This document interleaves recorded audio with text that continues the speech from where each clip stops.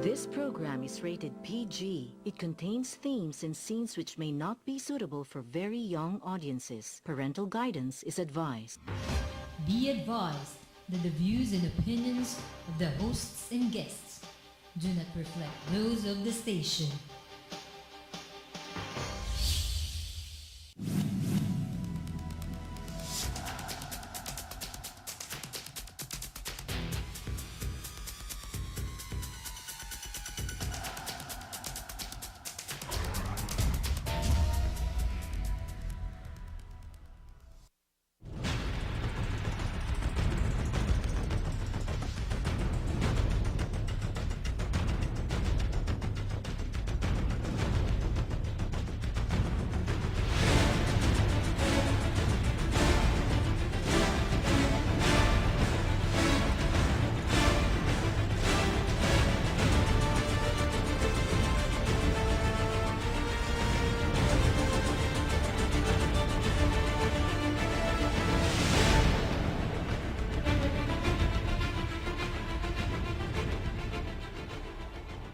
Luzon, Visayas, Mindanao, up to Sabah, mayong gabi kaninyong tanan. Ako po si Eric Espina, ito ang inyong nag-iisang republika. Napapansin niyo po dito sa ating programa ay palagi nating natututukan ang pamumulitika ng ating bansa. Kaya sa gabing ito naman ay medyo babaguhin natin ang bahagya. At titignan naman natin at makikinig tayo sa mga tinig at mga boses ng mga taong nasa loob ng ating mga universidad sa ating mga pamantasan. Alamin natin ang kanilang mga pananaw at kung meron silang ibig ipabatid sa atin patungkol po sa mga pangunahing usapin, lalo't napapanahon po ang palagi nating hindi tinatantanan na usapin tungkol po dito sa Bangsamoro Basic Law. Dumadating na po yan, dumadagundong. At sa ayaw at sa gusto natin ay nandyan na at kumakatok sa ating pambansang hapag. Kaya sa gabing ito po ay swerte po tayong makakausap si Attorney Jemay Gadula. Siya po isang Professor of International Law sa University of Asia and the Pacific. Ang ating titulo po sa gabing ito ay Implications of BBL. Okay? So, Jemay, good evening. Good evening. Yes. We've been discussing many times about the BBL, and it's not something to hide that I'm very strong about and against the BBL. They say though the media doesn't take any stand, but actually, without saying it in so many words, we actually do make a stand. We make a stand on the truth. We make a stand on what is right, and we make a stand especially on the freedoms of our people. So it's not exactly correct when some media men say that the media doesn't take a stand. We have to actually make a stand. And on this issue, that's why we'd like to hear varied voices, especially when it comes to such a very crucial and sensitive issue as the Bangsamoro Basic Law. And this is right up your plate. And you have also a mouthful to say about this. Initially, when you heard about the BBL, your initial thoughts? Well, even before the BBL came out, Yes, the framework itself. pagdating pa lang sa comprehensive agreements of the Yes. Bangsamoro, I was already saying that people, kasi, well, let's wait for the BBL kasi yung CAB naman, assuming may problem siya, then the BBL will hopefully be able to solve whatever those problems is Yes. or are. Pero ang sinasabi ko, and I'm telling people, how can it solve it? The BBL is essentially a law, well, at least it's a draft law, na ang intended target niya would actually be, well, the Filipinos, the people who swore allegiance to the Philippines. And then you have the comprehensive agreement of the Bangsamoro. It's an agreement, presumably between the government of the Philippines Yes. and with an entity called yung sa MLF or Bangsamoro. Okay. It's witnessed by Malaysia. It has two different parties, two different entities.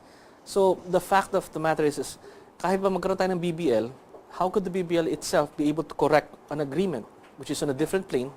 And my position is that international plane siya. And at the same time, sino yung magiging applicable, yung applicability ng BBL itself? It's going to apply to Filipinos like us, for example. But how it's going to apply to people who do not admit to being part of the Philippines is another issue. Okay. So- You said a mouthful there, no? First question. When we talk about the CAB, last time Congressman Jonathan De La Cruz was here, I said, shouldn't somebody already question the constitutionality of the CAB? Actually, Pwede, di ba? Totoo. Pwede na, Yung di ba? Kasi, kumbaga, in the end, parang lahat na nangyayari sa BBL is a little bit futile. At least from my point of Yes, view. yes. Kasi yung CAB talaga eh. Kasi hindi mo talaga ma-amend yung CAB. Okay. Um, This is the mother, no? Yung CAB. It's the mother agreement, and you could see itself from the BBL, at least yung sa early provisions pa lang niya. Now, when you read it, you read the PBL, not only in accordance with the Constitution, Yes. but in accordance with the CAB, international law, yung mga customs and traditions of Yes. the Sharia or what have you. Okay. And so you could see that the CAB itself will be the guiding principle or ano sa BBL. And I think i-emphasize ka, because I believe that the CAB itself is an international agreement, it's not going to result in any way na ma-amend siya except if the parties mismo agree. Yes. If, for example, well, at least on this particular side, is the MILF who's the other party than the Yes. Philippine government. At ba anong gawin mo sa BBL, kung ayaw naman pumayag yung MILF na iba yung Yes. ibig sabihin, then the CAB will not be touched. Yes. Yeah, and as we could see naman, yung BBL, who are the parties there? Essentially, it's the Congress of the Philippines. Yes. Diba? The ones who are supporting the issue. Yes.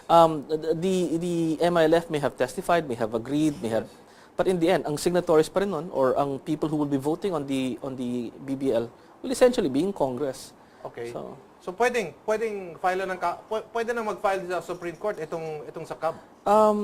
that has always been my Your position position, eh. yes. Kasi parang why wait for the BBL? Because the BBL will not affect it.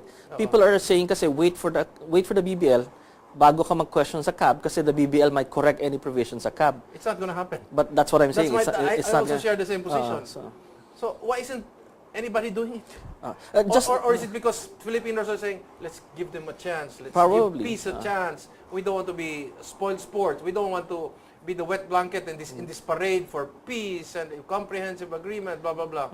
parang ganito yan. Parang like for example, ako, dalawa tayong bansa, nagkaroon tayo ng agreement. Assuming na bansa tayo. Tapos, That's a very dangerous thought.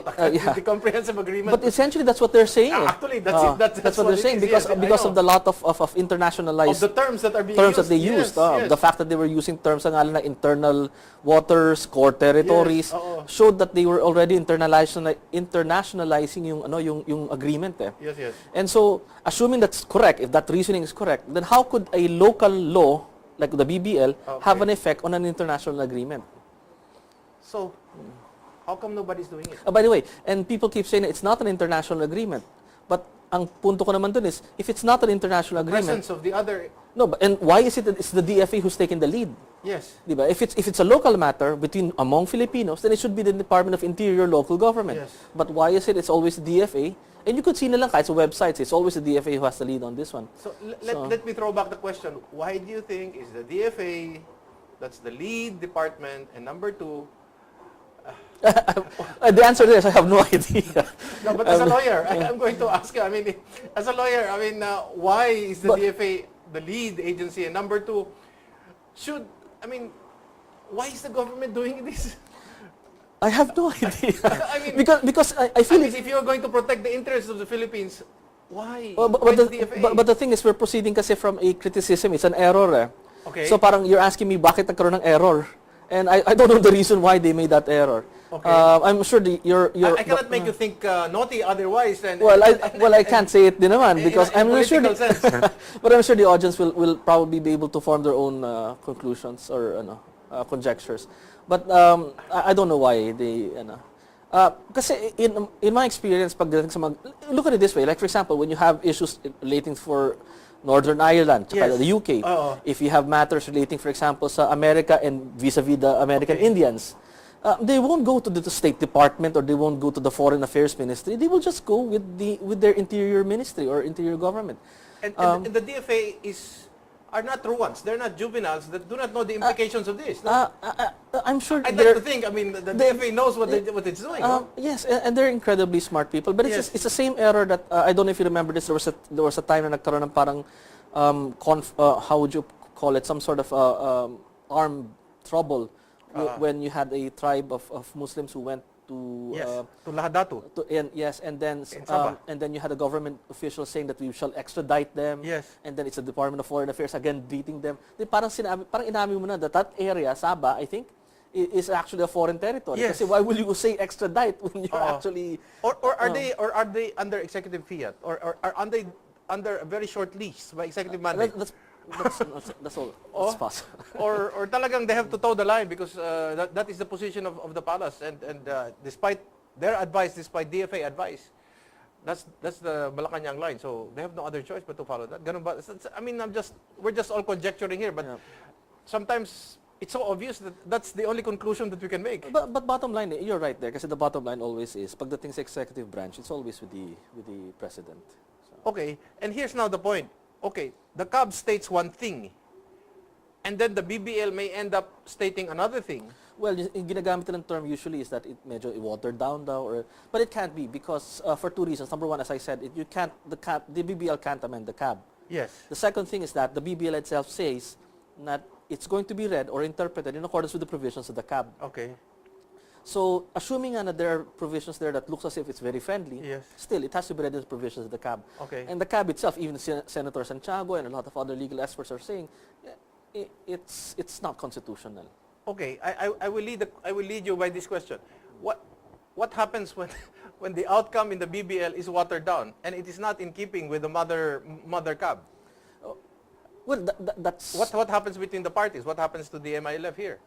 Assuming it gets really I cannot anticipate what the Yes. MILF is going to do. All I know is that whatever happens as a BBL, whether it's watered down or What usually happens between parties that is that the that's why I'm asking. What happens between parties if one party does not fulfill what is stated in the mother agreement? yes, and as far as I am concerned, at least as far as the legal aspect is concerned, the CAB will always be the one that's going to govern the issue. Okay. It won't be anything else. Now, these are not just ordinary parties. One party is armed. They have been a rebellious group. They are undertaken secession as their form of Yes. reform. Um, And what happens when? And that's what I'd like to add, Yes. nga pala, because you mentioned they're armed and what have you, and there are provisions in the CAB. I think I can't remember if it's reiterated sa BBL, Yes. wherein they said that the reason why we're doing the CAB, we're doing the BBL, is precisely because, well, the Philippines now has committed historic hurts, harms, damages to this armed group. This was what we were discussing off camera. Anyway, go ahead. And, yes.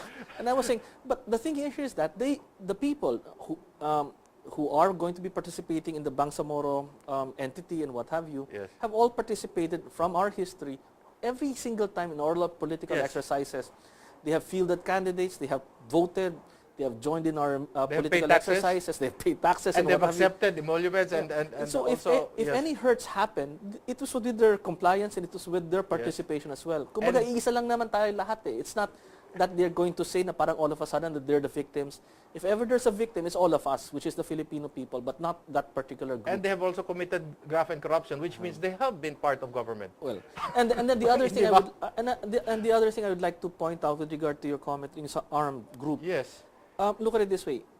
When you look at the indigenous peoples, depending on the number that you may want to look at, their population is between 14 to 17% of the Philippines, which Okay. is 100 million, so 14 to Okay. 17 million. Yeah.